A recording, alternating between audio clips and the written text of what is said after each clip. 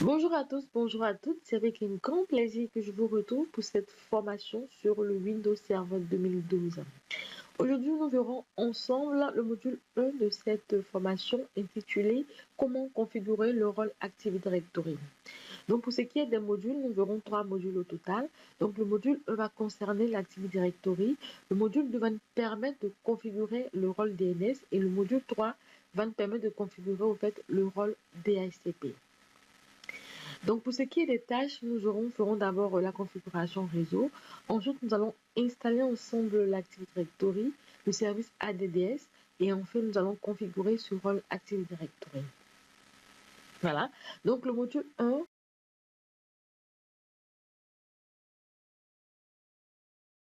Je vais profiter de cette vidéo pour vous présenter un peu l'interface de Windows Server 2012.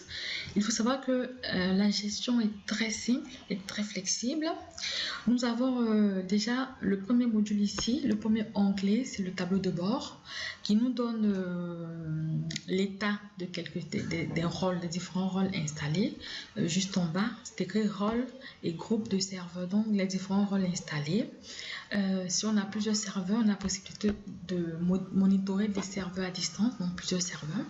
Là, c'est pour configurer le serveur actuel, le serveur présent, c'est-à-dire le serveur local.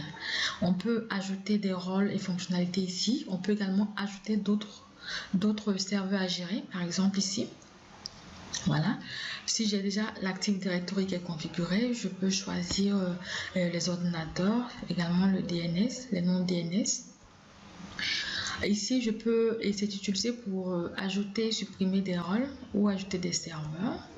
Maintenant, ici, c'est tout ce qui est outils d'administration. Une fois que j'installe, par exemple, le rôle DNS, c'est ici qui va s'installer et je pourrai par la suite configurer. Donc ici, on trouve tout ce qui est initiateur iSCSI. C'est un protocole de stockage qui permet de connecter une machine virtuelle à un LAN.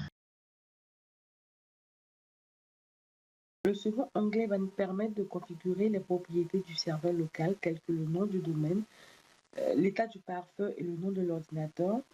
Voilà, ce onglet va nous permettre d'avoir une vue générale sur le serveur local et les serveurs distants monitorés par ce serveur.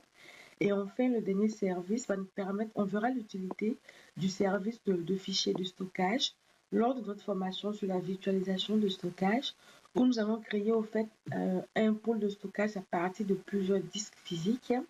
Et c'est sur ce pôle de stockage nous allons créer au fait plusieurs disques virtuels. Et sur ces disques virtuels, nous allons créer des volumes que nous allons mettre à la disposition de nos serveurs. Sur le tableau de bord, on a la possibilité non seulement de voir les différents rôles, le serveur local, l'état du serveur local, mais également de tous les serveurs, l'état des services de tous les serveurs. Et on a la possibilité de redémarrer certains services déjà en étant sur le tableau de bord. Donc là, je fais juste un clic droit, je redémarre les services sans problème. Je n'ai pas besoin d'aller dans service pour le faire. Voilà les différents événements qui sont là, etc. Donc, maintenant que c'est bon, on va installer notre rôle Active Directory.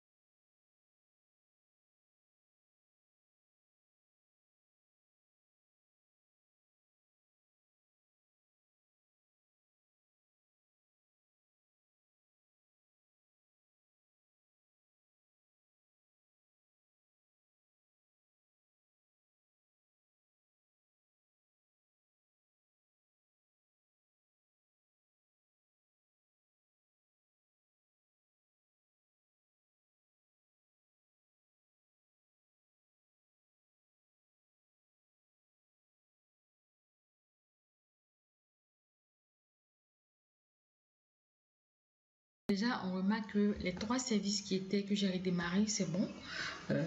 J'ai été redémarré avec succès.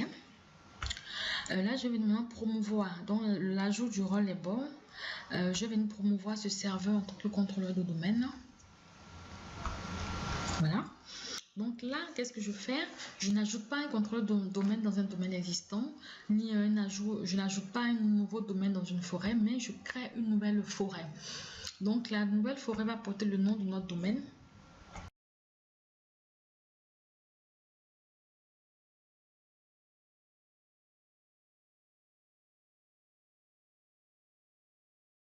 Puis je vais activer le service DNS sur ce serveur et je vais remplir au fait le mot de passe de restauration.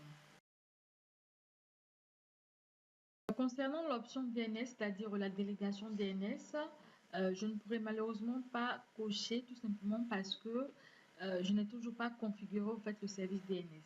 Donc j'aurai juste une erreur sur l'option DNS.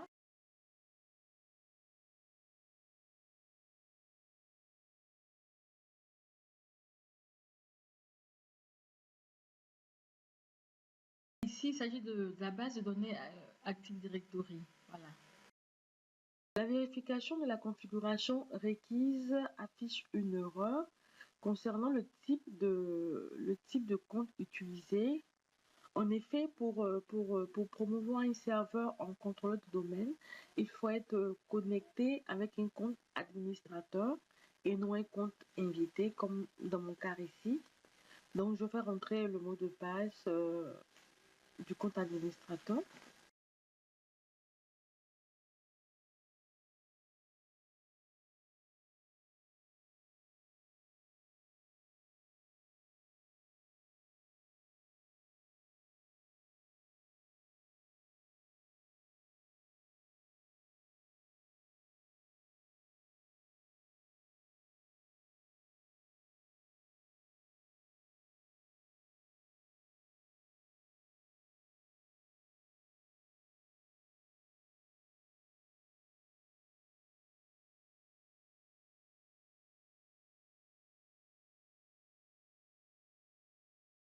Donc, sur le tableau de bord, je peux remarquer que le service Active Directory est déjà installé.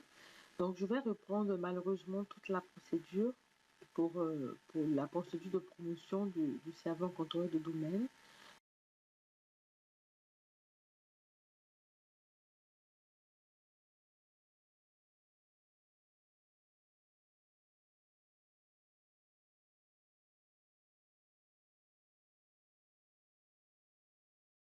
Et là, il est en train de vérifier la configuration requise pour savoir est-ce que je peux installer, est-ce que je peux promouvoir ce serveur en tant que contrôleur de domaine. Là, c'est bon, toutes les vérifications de la configuration requise sont satisfaites, donc je peux maintenant installer.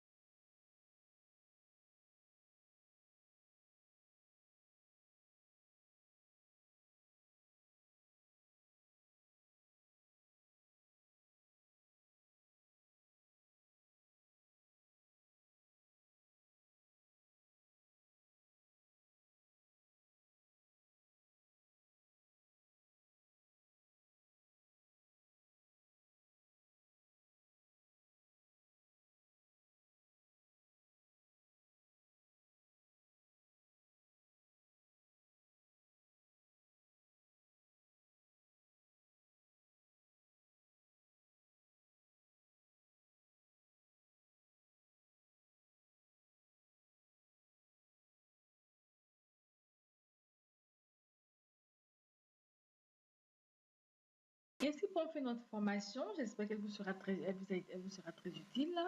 N'oubliez surtout pas de vous abonner à notre chaîne YouTube et pour ceux qui ont des questions, vous pouvez les laisser en commentaire.